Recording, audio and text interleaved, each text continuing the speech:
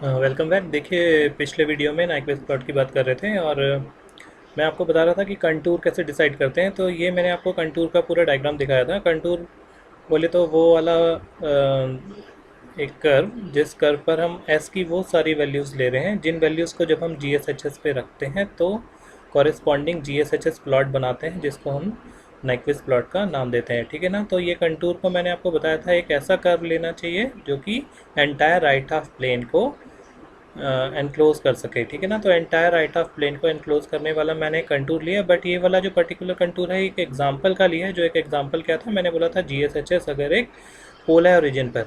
ठीक है ना। तो देखिए, एक पोल है ओरिजिन पर, तो एक पोल मतलब 1/s है, और 1/s है तो मतलब s का वैल्यू ज़ीरो पर वो पोल है। तो अगर s का वैल्यू ज़ीरो रखते हैं तो आपको पता है कि जब भी हम पोल का वैल्यू रखते हैं जी एस एच एस के एक्सप्रेशन में तो उस पर्टिकुलर वैल्यू पर अनडिफाइंड रहेगा ये वाला वैल्यू। ठीक है ना। तो G S H S undefined रहेगा तो ऐसा एस मुझे यहाँ पर कंसीडर नहीं करना है। ठीक है ना। तो अगर मेरे एक्सप्रेशन पे केवल 1/s ही है तो यहाँ पर s is equal to zero मुझे अपने कंटूर पे कंसीडर नहीं करना है, क्योंकि s is equal to zero का corresponding value G S H S पे मैं बना नहीं पाऊंगा। ठीक है ना। तो इसलिए मैंने उसको स्किप करने के लिए यहाँ पर इस कर्व को यहाँ से टर्न कर दिया यहाँ पे। ठीक है ना। और फिर देखिए बाकी का कर्व लिया, ये पूरा लाइन, ये पूरा एक कर्व जो कि एंटायर राइट है हाफ को कंसीडर कर रहा है यहाँ पे या कवर अप कर रहा है, और ये वाला पूरा नेगेटिव एक्सेस। ठीक है ना।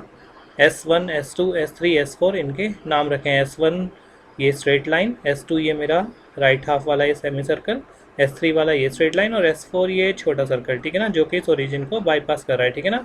अगर हम इनको मैथमेटिकल एक्सप्रेशंस में लिखें तो S1 बराबर है, देखिए जे ओमेगा मतलब ये इमेजिनरी एक्सिस है, पूरा रियल पार्ट इसका ज़ीरो है।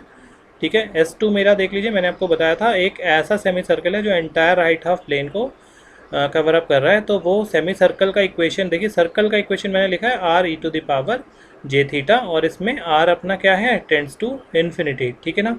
तो देख लीजिए ये पूरा इस इक्वेशन को रिप्रेजेंट कर रहा है, और यहाँ पर देखिए थीटा का वैल्यू क्या लेंगे, थीटा ये है आपका, थीटा +90 से लेके पूरा कहाँ तक है, -90 तक। ठीक है। तो ये मेरा सेमी सर्कल रिप्रेजेंट कर रहा है, थीटा +90 से लेके -90 तक ये। ठीक है। इसके बाद देखिए S3 मैंने क्या लिया, ये नेगेटिव रियल एक्सेस है तो वैल्यू क्या हो जाएगा, -j-ओमेगा। और S4 क्या है, देखिए ये छोटा सर्कल है, छोटा सर्कल इस सेमी सर्कल इसको बाईपास करने के लिए, तो देखिए उसका भी equation R E to the power J theta. यहाँ पर लेकिन रेडियस क्या है, it is approaching to zero, मतलब ये ज़ीरो ना होके कोई भी एक सबसे छोटा वैल्यू हो सकता है, तो इसलिए मैंने limit R tends to zero रखा है। ठीक है ना। वैल्यू भी देख लीजिए, -π/2 से लेके π/2 वाला आपका लाइन, ये तो आप जानते ही हैं, ये -π/2 का लाइन है, ये π/2 का लाइन है, यहाँ से यहाँ तक जा रहा है ये। ठीक है ना। तो ये मेरा पूरा कंटूर है इस पर्टिकुलर क्वेश्चन के लिए। ठीक है ना। तो यही कंटूर को आप यूज़ करके डिफरेंट डिफरेंट क्वेश्चंस के नाइक्वेस्ट प्लॉट बना सकते हैं। देख लीजिए वो कैसे बनेंगे। अब देखिए आपका ये जो कंटूर है ये क्लोज फिगर है। ठीक है ना। जहाँ से स्टार्ट किया मैंने घूमकर वहीं पर आ रहा है वापस से। ठीक है ना। तो इसके कॉरेस्पॉन्डिंग जो भी आप बनाएंगे जी एस एच एस का मैप, यानी कि नाइक्वेस्ट प्लॉट जो आप बनाएंगे वो भी एक क्लोज फिगर होगा। ठीक है ना। तो यहाँ पर लिखा हुआ है देखिए, a close curve in s plane will always result a close curve in G S H s plane. तो आपको याद रखना है कि नाइक्वेस्ट प्लॉट हमेशा क्लोज कर्व होता है, उसको कभी भी ओपन आपको नहीं छोड़ना है। ठीक है ना। That deducts your marks. कई बच्चे आधा बनाकर छोड़ देते हैं, मैं दिखाऊंगा कैसा। ठीक है ना। तो वो आपको काम नहीं करना, ये हमेशा एक क्लोज कर्व रहता है। ठीक है।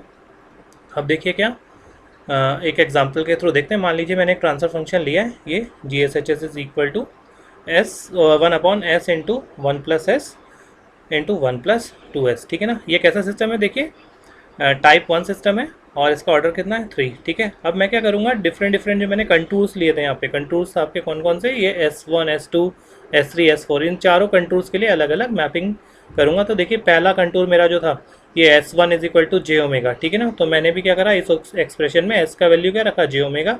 ये मेरा आ जाएगा 1/j-ओमेगा, 1+j-ओमेगा, 1+2j-ओमेगा। इसका मैग्नीट्यूड निकालूंगा, फेज एंगल निकालूंगा, ओमेगा इक्वल टू 0 पर मैग्नीट्यूड का वैल्यू, फेज एंगल का वैल्यू देख लीजिए, इन्फिनिटी और -90 आ जाएगा। आपने पोलर प्लॉट में सीख रखा है। लाइकवाइज इन्फिनिटी पे 0 और -270 आएगा, ये भी आपने पोलर प्लॉट में सीख रखा है।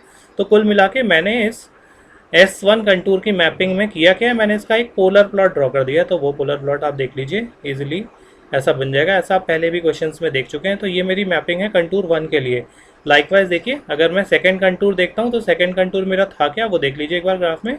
सेकंड कंटूर था मेरा ये एंटायर ये वाला प्लेन, और इसके लिए मैंने मैथमेटिकल एक्सप्रेशन क्या लिखा था, ये तो मुझे एस का वैल्यू इस बार ये पुट करना है, limit R tend to infinity R E to the power J theta. तो देखिए अगर मैं ये वैल्यू यहाँ पर पुट कर देता हूँ तो मेरे को ये मिल जाएगा, मेरा जो एक्सप्रेशन था वो limit R tend to infinity 1 upon R की power R into E to the power J theta 1 plus R E to the power J theta 1 plus R two R E to the power J theta. अब यहाँ पर देख लीजिए are चूँकि infinitely long है तो इसके सामने मैं इस 1 को नेग्लेक्ट कर सकता हूँ इस दोनों एक्सप्रेशन से। तो अगर मैं 1 को नेग्लेक्ट कर देता हूँ तो मेरे पास डिनोमिनेटर में क्या बचेगा, 1 upon R cube e to the power j 3 theta, और आर का वैल्यू इन्फिनिटी रखने पर ये क्या आ जाएगा 0।